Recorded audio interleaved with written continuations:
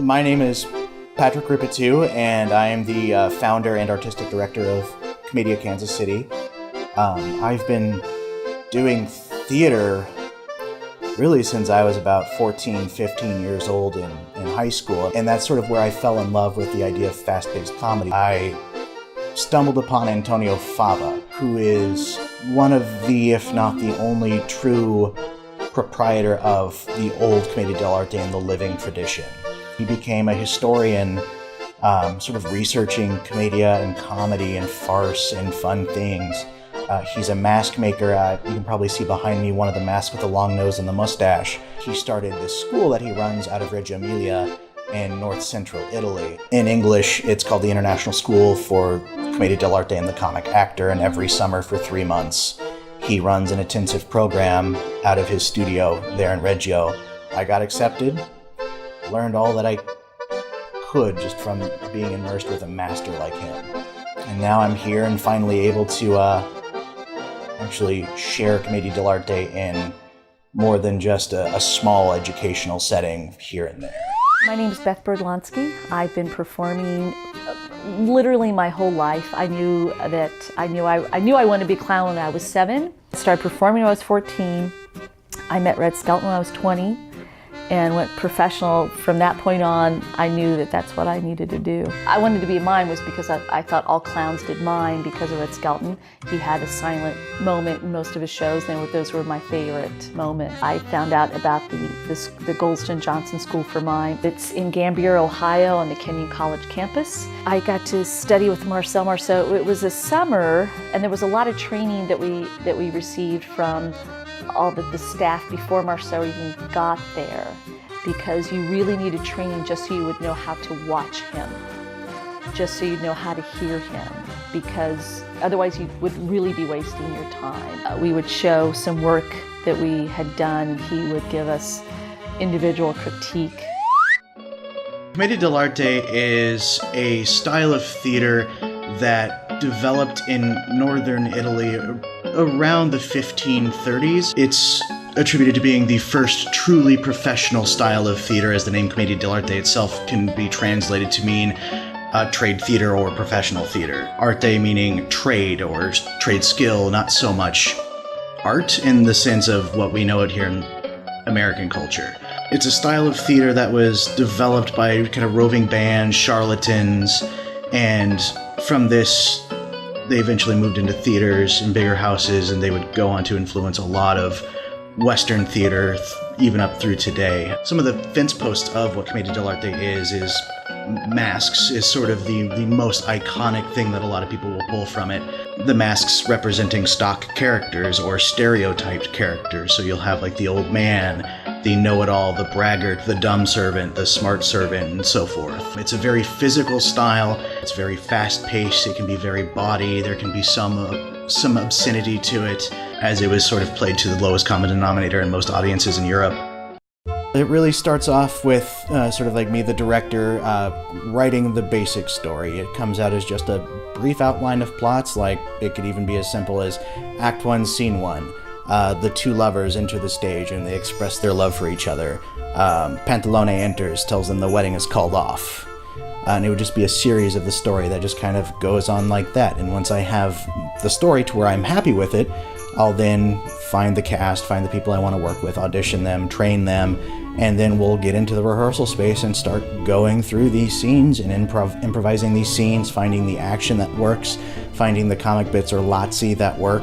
And then once we're happy with a lot of these moments, we'll then set those in stone. The improvisation is actually how we write. It's how we create. So sure, we start off with our stock characters with the set structure of what we need to do within the scene, but how we do it is definitely going to be different according to what actor is playing that role. Well, when you deal with like conventional acting, it's all about the internalization of emotion and sort of living as that character in that place. With physical acting, it's all about expression externally. So you see that in mime. You'll never see a mime internalize something. It's always going to be pushed out. Same with dance is kind of in the same way. If you look at expressing emotion through dance or through the body, and it's the same like that in Commedia Del Arte. All the emotion needs to be expressed externally and pushed out. Lotzi is, for all intents and purposes, a comic gag. It could be anything as simple as like someone sitting on a whoopee cushion to an elaborate sort of acrobatic display with juggling and tumbling and flips and throwing and lifts. Anywhere from something super simple like that to something super complex. So we use the slapstick actually for the sound effect. So we have Cooper and Jordan and myself as the three Zani, the three fools, and we get slapped 1, 2, 3, and we want that sound. And Patrick has the slapstick on his side for like the first one, but we probably need someone off stage doing the other two. And then occasionally, when no one's getting slapped, oh, you know, the delay. So it's the humor of the sound. My name is Joshua Christ. I have my Master's of Fine Arts in Scenic Design from University of Missouri, Kansas City. I focused on scenic design, but during one of the shows I was doing that was a devised, created piece with Stephanie Roberts, we brought in a mask maker from Portland, Tony Femler. I went to his studio and studied commedia masks and learned how to make neoprene commedia masks and paper.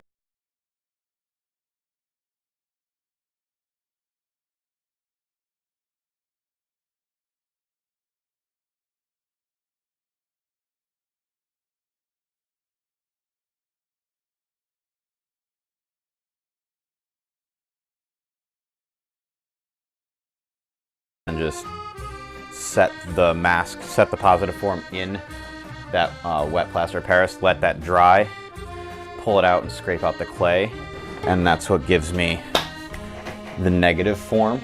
Pour the mask negative full.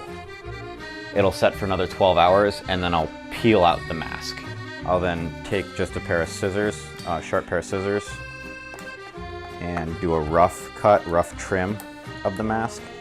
And then I'll use sandpaper and a Dremel to finish out exactly what that shape should look like. The play that we're producing for Fringe this year is called The Treasure of the Golden Monkey King.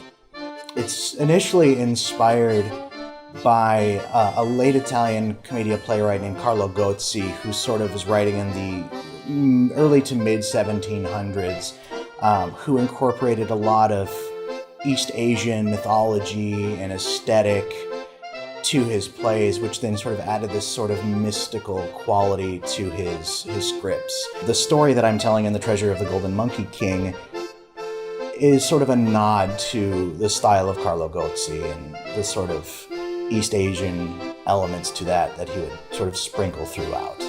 Our goal as a theater company is to mainly introduce Kansas City audiences and other professionals to what traditional Commedia Del Arte is, and to offer performances, new works, workshops, educational opportunities for all of this. So I plan on doing some professional training programs, and then maybe some smaller programs for amateurs who are just interested and want to see what it's like. What's it like playing as a Commedia Del Arte actor? It's physical theater. It's in line with our mission statement, honoring humanity through creative self-expression, dedicated to providing quality movement-based theater through performance, collaboration, scholarship, and education.